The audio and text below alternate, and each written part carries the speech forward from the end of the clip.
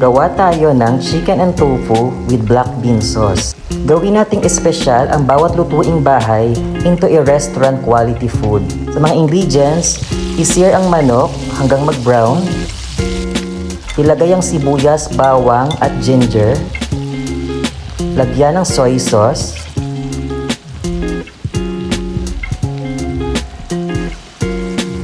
Lagyan ng water, black pepper, sugar, at hoisin sauce para merong Asian twist. Takpan at pakuluin ng ilang minuto. Naman, lagyan ng tomato paste at hayaang mag-simmer hanggang maluto at lumapot ang sabaw. Para sa extra kick, lagyan ng chili oil. Depende kung gaano kaanghang nyo gusto. Para magkaroon ng masarap na sauce, lagyan ng black bean. Haluin. Lagyan ng madaming spring onion. Mas marami, mas masarap. Ilagay din natin ang fried tofu at haluin.